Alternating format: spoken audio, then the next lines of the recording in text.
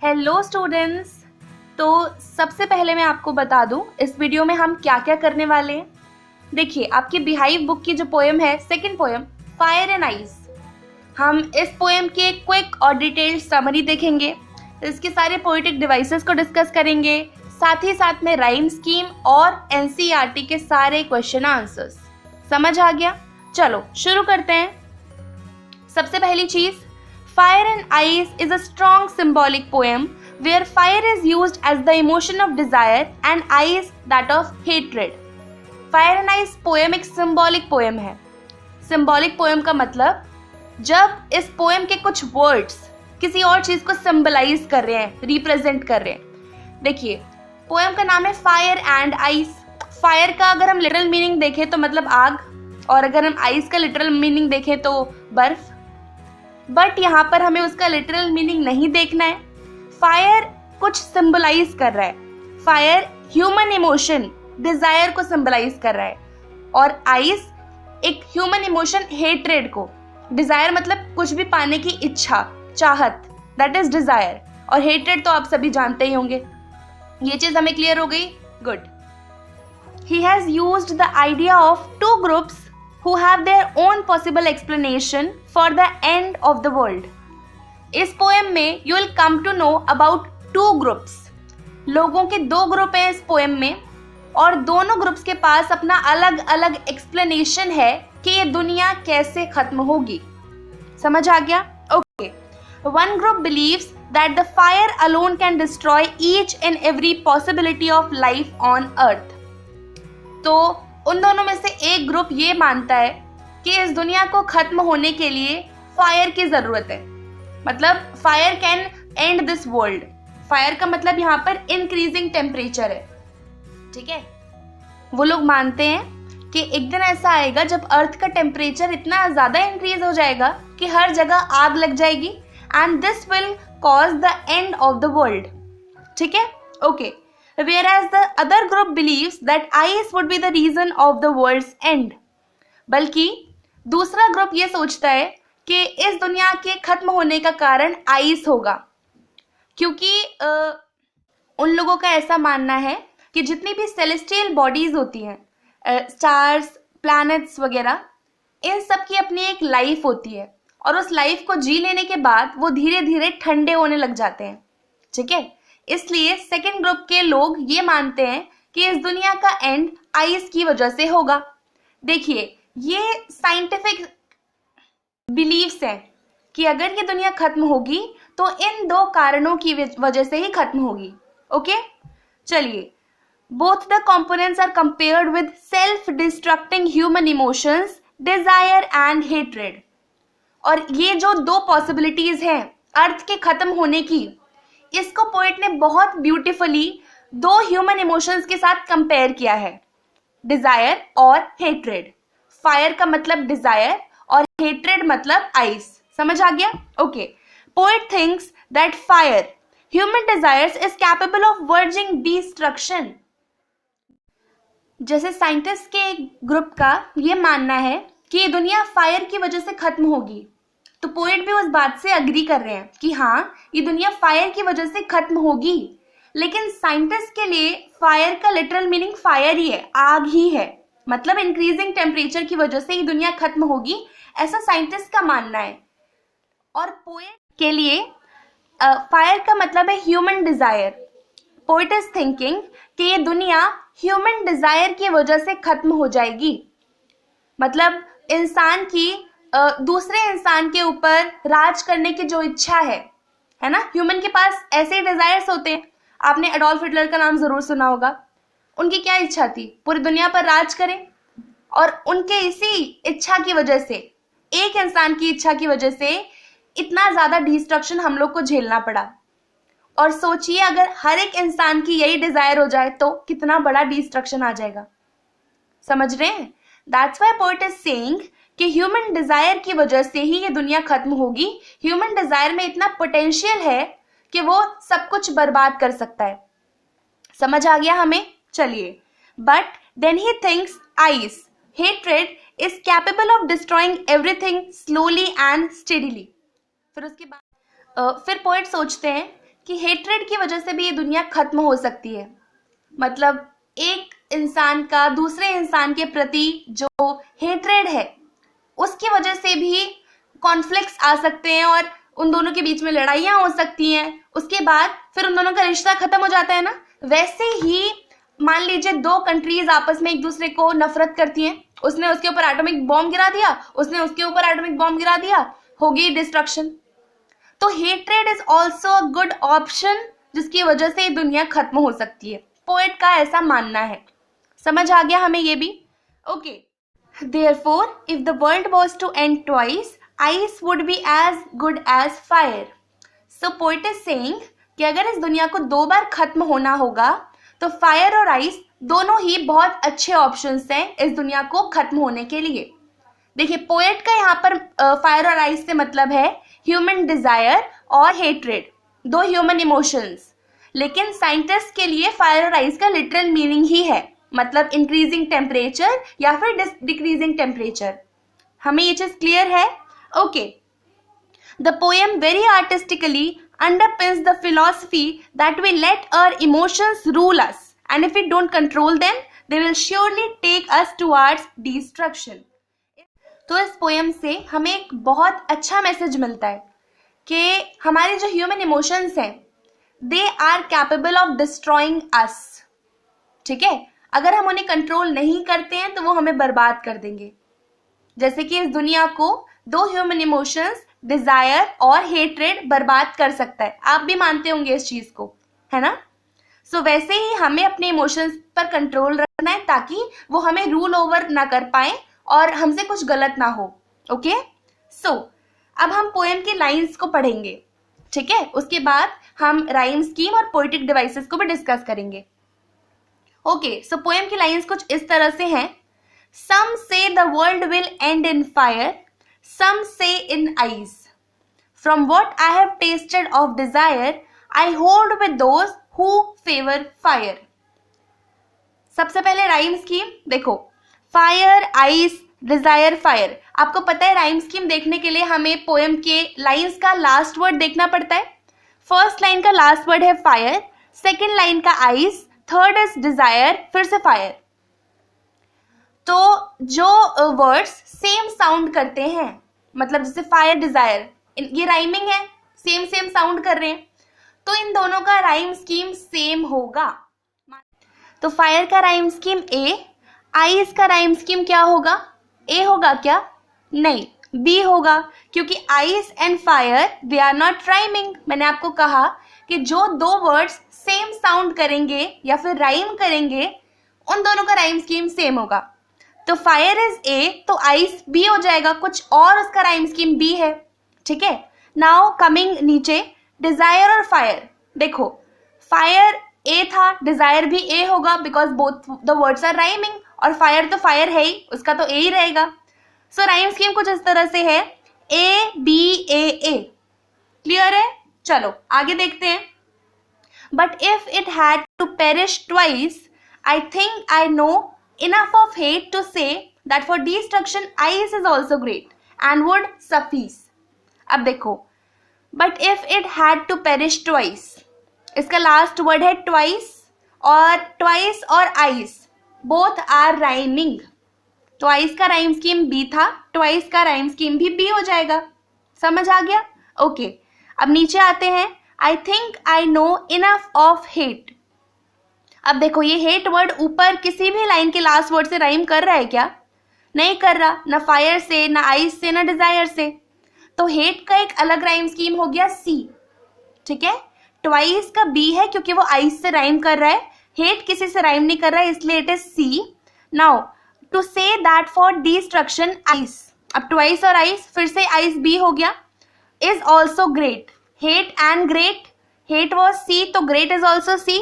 Okay, and would suffice, ice, suffice, twice, they all are rhyming, तो suffice भी हो गया B। तो इस स्टैंजा का राइम स्कीम कुछ इस तरह से है, B C B C B। ठीक है, फर्स्ट स्टैंजा में राइम स्कीम है A B A A, और सेकेंड स्टैंजा में राइम स्कीम है B C B C B। हो गया clear? Okay, let's talk about poetic devices now. Some say the world will end in fire, some say in ice. तो यहाँ पर एक चीज बहुत गौर करने वाली है कि सम से जो वर्ड है इसने किसी एक पूरे सेंटेंस की रेपिटेशन को रोक लिया। देखो, अगर यहाँ पर सम से का इस्तेमाल नहीं हुआ होता तो ये कुछ इस तरह से होता, सम say the world will end in fire and a few people say that the world will end in ice, है कि नहीं। लेकिन यहाँ पर सम से ने ये the world will end in dash ये वाला सेंटेंस के रिपीटेशन को बचा लिया। That's why we have anaphora here. नहीं समझ आया? Let's take an example. मैंने बोला कि कुछ लोग भगवान को मानते हैं और कुछ नहीं, ठीक है। और इसी चीज को मैं दूसरी तरह से भी बोल सकती हूँ कि कुछ लोग भगवान को मानते हैं और बाकी लोग भगवान को नहीं मानते। तो पहले वाले सेंटेंस में कुछ लोग का इस्तेमाल करके मैंने ये जो बाकी का बचा हुआ सेंटेंस था भगवान को नहीं मानते, इसकी रेपिटेशन को रोक लिया। समझ रहे हैं बात को? तो पहले सेंटेंस में मैंने कुछ लोग का इस्तेमाल करके भगवान को नहीं मानते हैं इसकी रेपिटेशन रोक ली। समझ पा रहे हैं आप मैं क्या कहना चाह रही हूँ? कुछ लोग भगवान को मानते हैं, कुछ नहीं। तो मैंने भगवान को मानते हैं वाली लाइन की रेपिटेशन को रोक लिया यहाँ पर। और जैसे आप दूसरी लाइन को देखें, कुछ लोग भगवान को मानते हैं और बाकी लोग भगवान को नहीं मानते, ये भगवान को नहीं मानते रिपीट हो रहा है ना। सो इस चीज को रोकने के लिए अगर हम कुछ वर्ड्स का इस्तेमाल करते हैं then we have anaphora there. हो गया क्लियर? तो यहाँ पर सेम यही चीज हुई है, some say the world will end in fire, some say in eyes. सम से का इस्तेमाल किया गया है ताकि world will end in dash की रेपिटेशन को हम रोक सकें। आगे बात समझ? चलिए, क्योंकि बच्चे यहाँ पर गलती करते हैं, वो एनाफोरा की जगह रेपिटेशन लिख के आते हैं और फिर ये भी बोलते हैं कि सम से 2 बार आ रहा है तो यहाँ पर रेपिटेशन है, लेकिन यहाँ पर एनाफोरा है। और क्यों है वो आप समझ चुके हैं, ठीक है। अब देखो यहाँ पर वर्ल्ड विल में एलिट्रेशन है। जब किसी एक सेंटेंस में 2 वर्ड्स जो कि पास में हैं उनका फर्स्ट अल्फाबेट सेम होता है then we have alliteration there. तो वर्ल्ड और विल दोनों पास में है, उन दोनों का फर्स्ट अल्फाबेट W है, that's why we have alliteration here. समझ आ गया? Okay. From what I have tasted of desire I hold with those who favour fire. ये जो लाइन है I hold with those who favour fire, यहाँ पर assonance है। एसोनेंस मतलब जब किसी एक लाइन में बार बार एक वॉवल या फिर कोई भी कॉन्सोनेंट रिपीट हो then we have assonance there. देखो यहाँ पर है ना, hold with those who favour, सब में ओ रिपीट हो रहा है, that's why we have assonance here, ठीक है। अब सबसे ऊपर वाली लाइन में आ जाओ फिर से एक बार, some say the world will end in fire, some say in ice. यहाँ पर इमेजरी है। कैसे? क्योंकि poet is imagining the situation कि अगर ये दुनिया खत्म होगी तो इस तरह से खत्म होगी, so that's why we have imagery here. तो फर्स्ट 2 लाइंस में इमेजरी, उधर है सम से में anaphora, then we have world will में alliteration and I hold with those who favour fire में एसोनेंस। समझ आ गया? Now coming to our next stanza, but if it had to perish twice I think I know enough of hate to say that for destruction eyes is also great. यहाँ पर 2 poetic devices हैं पूरी line में। First one is imagery and second one is enjambment.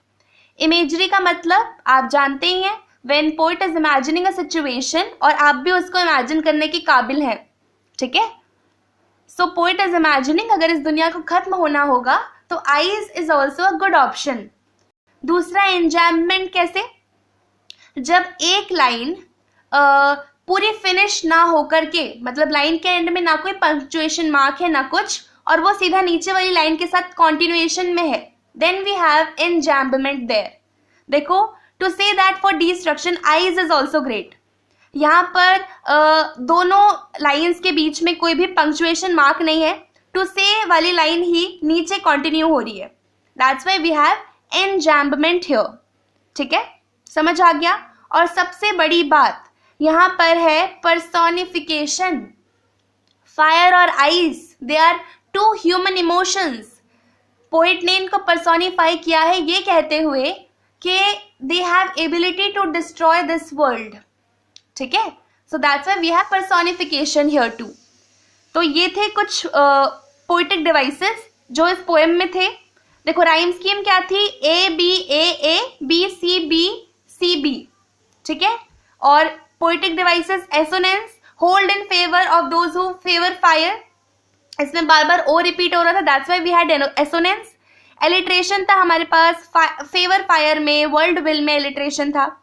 Then we had imagery, some say the world will end in fire, to say that for destruction ice is also great. इन दोनों sentences में imagery था। Then we had anaphora, some say, anaphora था starting में, याद करो। Okay, then we had personification, fire और ice दो human emotions थे जिनको पोइट ने पर्सोनिफाई किया है। ठीक है, then we had enjambment, from what I have tasted desire I hold for those who favour fire. यहाँ पर एनजैम्बमेंट था। समझ आ गया। हमने पोइटिक डिवाइसेस देख लिए, राइम स्कीम देख ली, अब बचे हैं क्वेश्चन आंसर्स। तो क्वेश्चन आंसर्स डिस्कस करते हैं। पहला सवाल, there are many ideas about how the world will end. Do you think the world will end someday? Have you ever thought what would happen if sun got so hot that it burst or grew colder and colder?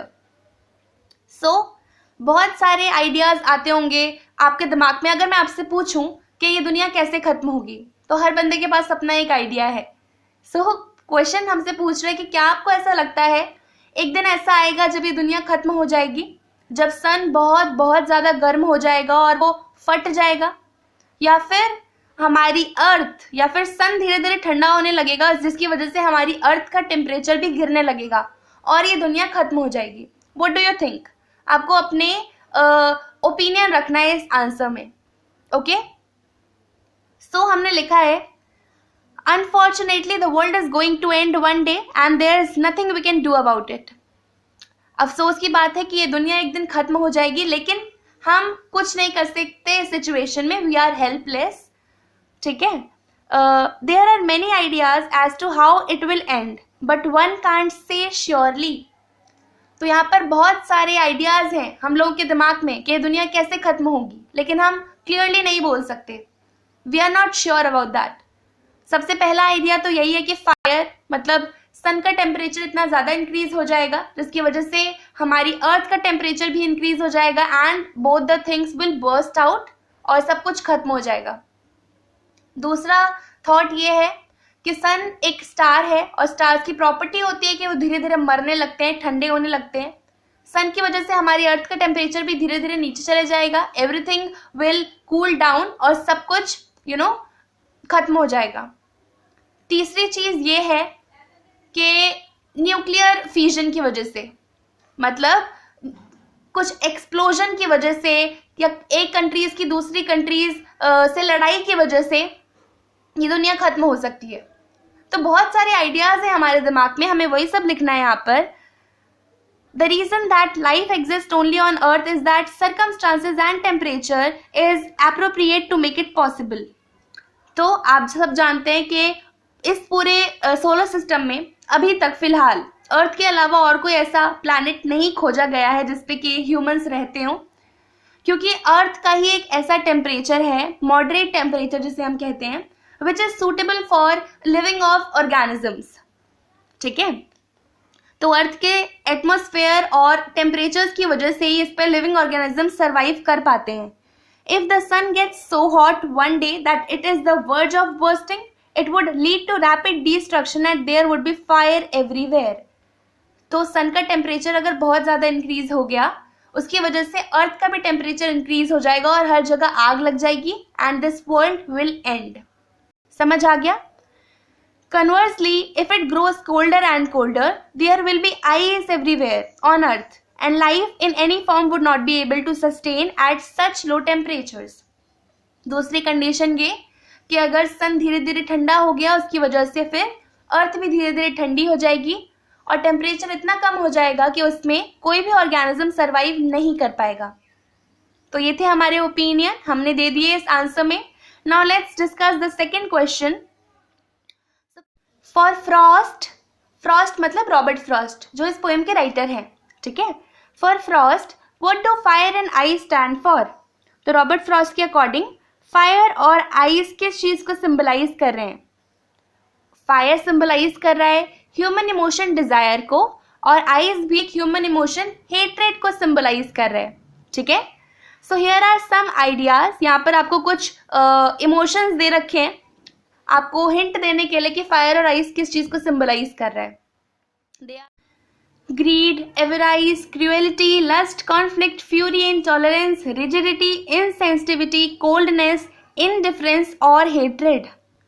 तो poet Robert Frost के according यहाँ पर जो words हैं ये सब fire के लिए कौन कौन से वर्ड सूटेबल हैं और आइस के लिए कौन कौन से, ठीक है। ये जो वर्ड्स हैं दे आर ह्यूमन इमोशंस, तो हमें बताना है कि फायर के लिए कौन कौन से ह्यूमन इमोशंस सूटेबल हैं और आइस वर्ड के लिए कौन कौन से, ठीक है।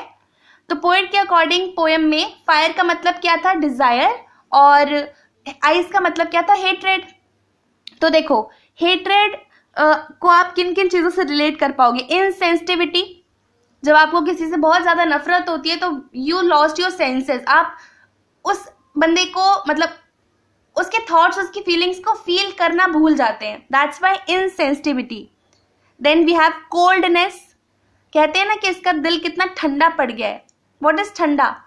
हेट्रेड, समझ आ गया।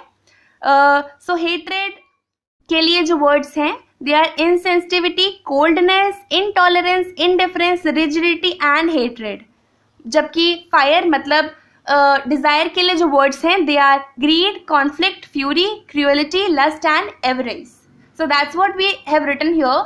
According to Frost, fire stands for greed, conflict, fury, cruelty, lust, avarice, where I stands for insensitivity, coldness, intolerance, indifference, rigidity and hatred. चीज क्लियर है? Now coming to our third and last question, what is the rhyme scheme of the poem? हमें poem की rhyme scheme बतानी है। आपको तो tips पे याद हो जानी चाहिए, हमने इतनी बार रिपीट कर ली। A B A A B C B C B, है ना? So that's what the rhyme scheme of the poem was. Now the next part of the question is, how does it help in bringing out the contrasting ideas in the poem? So what is the rhyme scheme of the poem? हमें वो बताना है, और साथ में जो poem के contrasting ideas हैं उनके बारे में भी explain करना है। So what were the contrasting ideas? They were कि ये दुनिया खत्म होने के सिर्फ दो ही तरीके हैं, either ice, either fire, ठीक है। इन दोनों की वजह से ही ये दुनिया खत्म होगी। First of all we have to tell what is the rhyme scheme of the poem. तो इसलिए मैंने यहाँ पर लिखा है the rhyme scheme of the poem is A B A A B C B C B। Rhyme scheme मैंने बता दी। Now I have written here the poet has used the rhyming beautifully to bring about contrasting ideas in poem. He had used the ideas of two groups who believed that world would come to an end either as a result of fire or ice। तो poet ने rhyming scheme का बहुत beautiful इस्तेमाल करते हुए हमें ये बताया है कि इस पोएम में दो ग्रुप्स हैं। एक ग्रुप ये मानता है that this world is going to end because of fire, और दूसरा ग्रुप ये मानता है कि इस दुनिया के खत्म होने की वजह आइस होगी। Simultaneously, he portrays these two essential components as features of destructive human emotions, desire and hatred। तो साइंटिफिकली वो दो ग्रुप्स अपनी जगह पर सही हैं, लेकिन पोएट ने बहुत ब्यूटिफुली फायर और आइस को सिंबलाइज किया है ह्यूमन इमोशंस के साथ। फायर सिंबलाइज कर रहा है डिजायर को और आइस सिंबलाइज कर रहा है हेट्रेड को।